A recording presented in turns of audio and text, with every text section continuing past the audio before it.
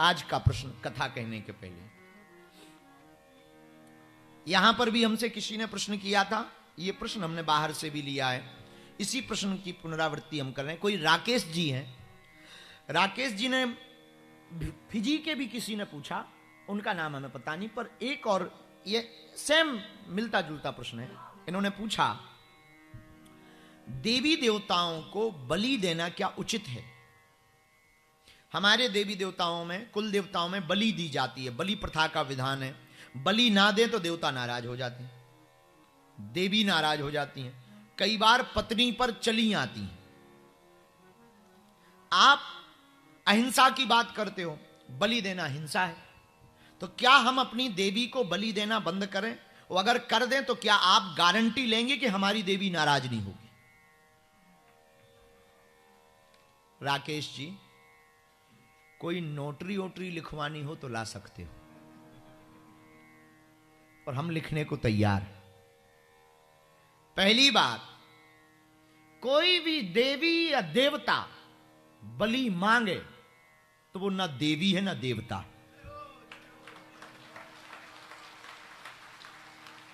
हमारे पागलों की क्या कमी? तुम कह रहे देवी नाराज हो जाएगी, क्या खाक की देवी? और तुम कह रहे कि पत्नी के ऊपर चली आती है, फिर तो समझ जाओ बिल्कुल ही नहीं है देवी, कोई जोगनी भोगनी होगी। जब पत्नी के ऊपर देवी आ जाए, वो त्रिपुर सुंदरी, वो पराम्बा, आद्य शक्ति, जगदम्बा, वो पत्नी के ऊपर आ जाए, विचार कर लो कितनी बड़ी वाली देवी है। देवी की एक झलक दिख जाए, आदमी फट जाएगा, आंखें अंधी हो जाएंगी। और तुम्हारी पत्नी पे पूरी देवी आ रही है, चरण धो के पियो राकेश।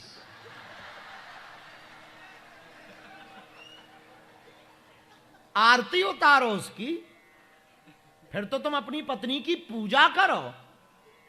और जरा ये भी पूछ के बताना है वो कहां की देवी है, कलकत्ता वाली है या फिर हमारे बागेश्वर धाम की गड़ा की चंडी माता है? राकेश, कोई भी देवी या देवता जीव की हिंसा करवाता है तो वो देवता या देवी है ही नहीं। पहले शास्त्रों में विधान था, परिस्थितियां थी, पर शास्त्रों में विधान के बदले एक उपाय भी दिया गया है कि जरूरी नहीं तुम हिंसा करो।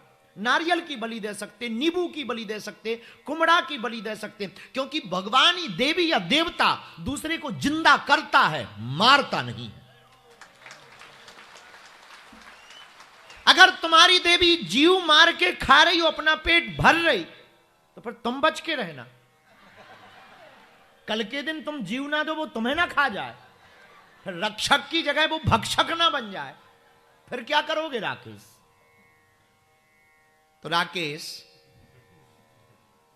अपनी पत्नी से जरूर हमें मिलवाना।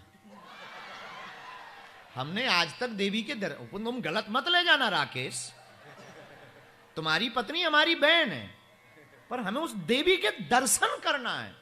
तुम्हारा पत्र पढ़ने के बाद हमको, और तुमने नंबर नहीं लिखा यार, हमें अर्जी लगा के तुम्हारा नंबर पता करना पड़ेगा। फिर आपने कहा देवी नाराज हो जाए तो गारंटी लो। यह भी गजब की बात है, क्या मूर्खतापूर्ण बात है। किसी गांव में एक आदमी के बेटे की शादी थी, बेटा की, तो उस पुरुष के पति ने कहा कि बेटा की शादी और मुझे एक सफेद बिल्ली चाहिए। तो पति बड़ा परेशान हुआ कि बेटे की शादी में सफेद बिल्ली का क्या काम। तो उसने कहा कि नहीं, तुम मंगाओ, एक नियम है, नियम। क्या नियम है? तो वो स्त्री कहती है कि जब मेरी शादी हुई थी तो मेरी सासू मां ने, जब दही खाने का नेंग होता था तो एक टोकरी के नीचे सफेद बिल्ली और दही की मटकी रखी थी। पति ने कहा क्या मूर्खपूर्ण बात है, दही की मटकी का नेंग है, दही के चक्कर में बिल्ली बैठ गई होगी, दही के चक्कर में बिल्ली बैठ गई होगी, पर इसका मतलब यह थोड़ी कि तू भी अपनी बहू के लिए सफेद बिल्ली जबरदस्ती बैठा। वो तो दही के चक्कर में उस जमाने में बैठ गई थी, कोई देखने वाला नहीं था। मुझे उस घटना का पता है। बाद में बहुत दिनों तक हंसा चला, उस पति ने अपनी पत्नी को समझाया कि बहुत दिनों तक चर्चा चली कि बहू ने बिल्ली का जूठा दही खाया। तो वो मजबूरी में बैठ गई थी, कोई देखने वाला नहीं था। अब इसका मतलब ये थोड़ी कि तू भी अपनी बहू को बिल्ली का जूठा दही खिलाएगी। तो ऐसे ही ये तुम्हारी परंपरा है। इसी तरह जैसे उसने बिल्ली को पकड़ लिया ना, सासू मां ने, होने वाली सासू मां ने, ऐसे ही राकेश तुमने परंपरा को पकड़ लिया कि किसी जमाने में किसी विशेष विषय पर, किसी उदाहरण पर या किसी चक्र के कारण आपके किसी पूर्वज ने बलि दी होगी। तब जीव बहुत थे, भोजन में मांसाहार की व्यवस्था थी, मांस ही भोजन था। उस वक्त बलि देना, जो खाते थे वो देते थे। उस वक्त बात सही थी, जो खाते थे वही देते थे, क्योंकि उस वक्त हमारे जो पूर्वज, आपके पूर्वज हैं, वो मांसाहारी लेते थे।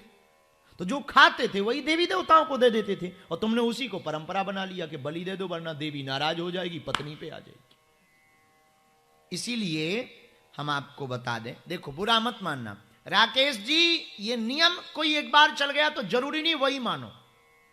कई बार परिस्थितियों के कारण नियम चल जाते हैं। अब ये थोड़ी जरूरी है कि तुम जिस नाव से नदी पार हुए हो उस नाव को फिर तुम सिर पे लेके डोलो और कहो कि नहीं नहीं हम नहीं छोड़ेंगे, ये इस नाव ने तो हमें नदी पार कराया है, और तुम फिर बोझा लेकर, और फिर बोझा लेकर तुम सिर पर नाव को लेकर ढोगे कि इसी ने नदी को पार कराया, तो तुम्हारी मूर्खता है। उसका काम पार कराना है, उसने पार करा दिया। अब तुम्हें सिर पर लेने कर डोलने की आवश्यकता नहीं है कि तुम फिर इतने बहुत दयालु प्रकट करो, करुणा प्रकट करो कि हम कितने दयालु हैं, जिसने पार किया उसको छोड़ा नहीं। क्या खाक नहीं छोड़ा, खपड़िया फूट जाएगी। तुम्हारी धर्म पत्नी पे देवी सवार हो तो बागेश्वर धाम का पता तो तुम्हें हो गई, चले आना। हमारे दरबार में एक बार एक आई थी काली माता, हो गए 4-5 साल पहले। अब ये नहीं कह सकते राकेश जी कि वो तुम्हारी पत्नी थी, पर एक काली माता आई थी, हमें आज भी याद है। अब हमें पता नहीं उसका किया कि तलाक हुआ कि नहीं हुआ, क्योंकि बहुत पुरानी बात है। हम बैठे थे धाम पे, एक कमरे में हमारा दरबार लगता था धाम पे, जहां हम बागेश्वर धाम में रहते हैं। अब तो थोड़ा बड़ा बन गया, हॉल बन गए। उस वक्त तो बहुत कम लोग आते थे, 5-6 साल हो गए।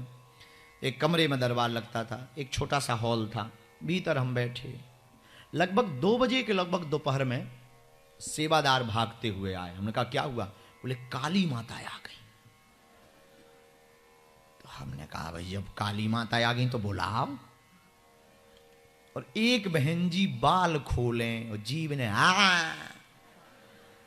पूरी जीव निकाले, ऐसे हाथ करें, मेरा बेटा हो कि मेरी दी हुई शक्तियां हो कि मुझे नहीं पहचान रहा, मैं सुबह से खड़ी हूं। अरे हमने कही तुम कौन? बोली मैं काली माता। और पति बेचारा हाथ जोड़े।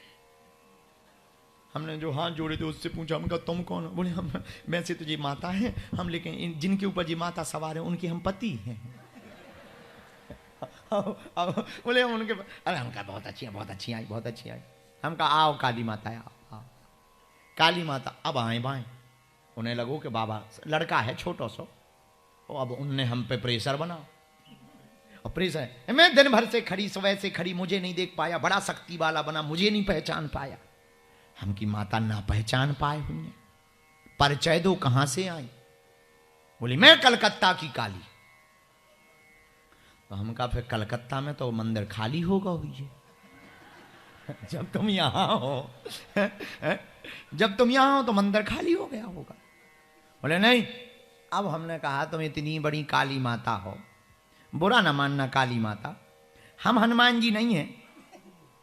हमने एक धीरे से नीचे की तरफ पर्चा करके कुछ लिखा, उसमें कुछ नहीं लिखा, हमने 3 जीरो बना दे।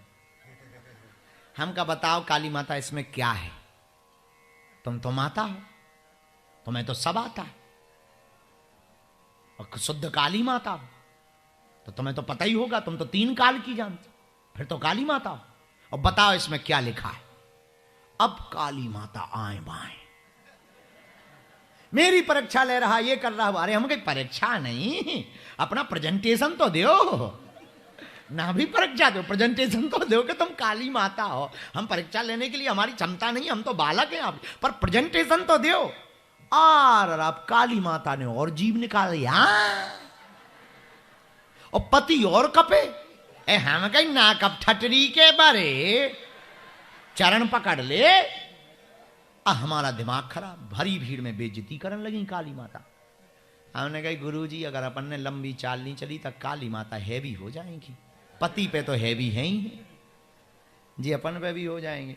हमने कहा काली माता बुरा ना मानना, हम हनुमान जी नहीं है, साधारण बालक हैं। हनुमान जी के छोटे से तुच्छ से चींटी बराबर दास हैं, लेकिन तुम एक कोने में कहीं पर भी कुछ भी लिख के ले आओ, हम बता दे भी।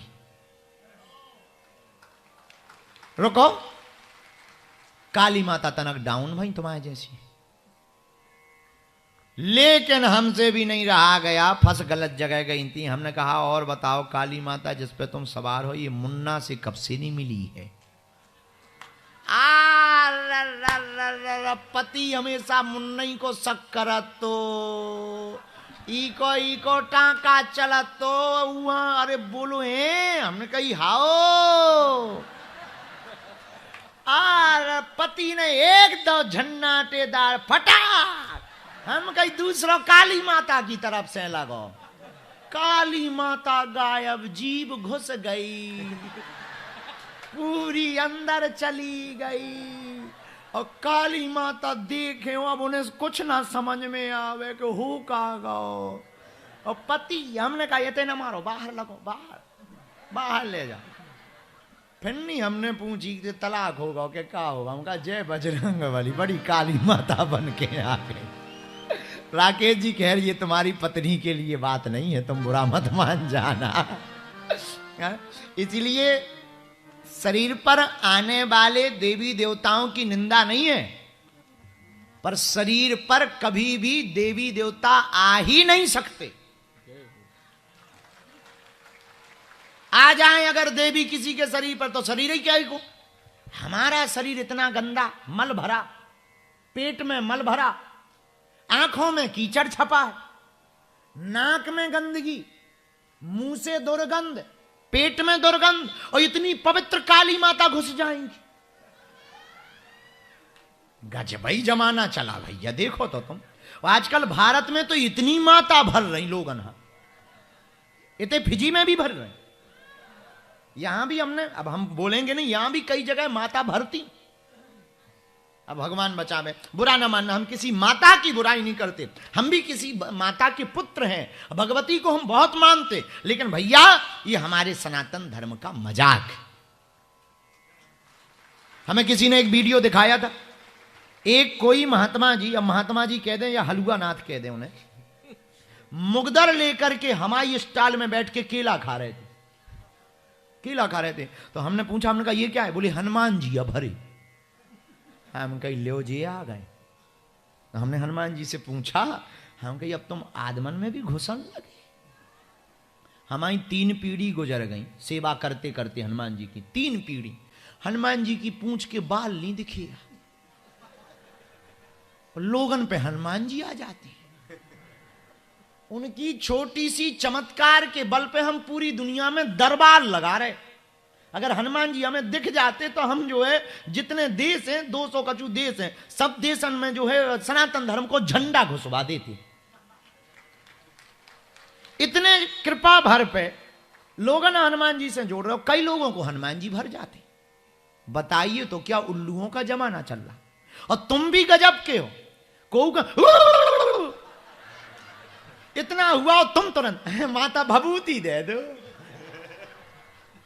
लड़का की शादी हो जाए माता। अब तो तुम्हारे लड़का की शादी हो या ना हो 1100 चढ़ा दो, उनके 100 लड़का की हो जाएगी। अरे भाई राकेश जी, इन प्रपंचों में पढ़ना बंद करो, वरना धर्म का भी नाश होगा, सनातन का भी नाश होगा। आने वाले समय में अपन ही लोग अपन ही हंसी के काबिल और पात्र बन जाएंगे। ये सब प्रपंच छोड़कर वास्तविक भक्ति का आधार हनुमान जी के चरण, देवी की नवचंडी के, दुर्गा सप्तशती के पाठ का आधार लो। वास्तविक भक्ति को करो, ये प्रपंचों में मत पड़ो। लेकिन फिर भी राकेश जी अपनी धर्म पत्नी को एक बार जरूर मिलवाना।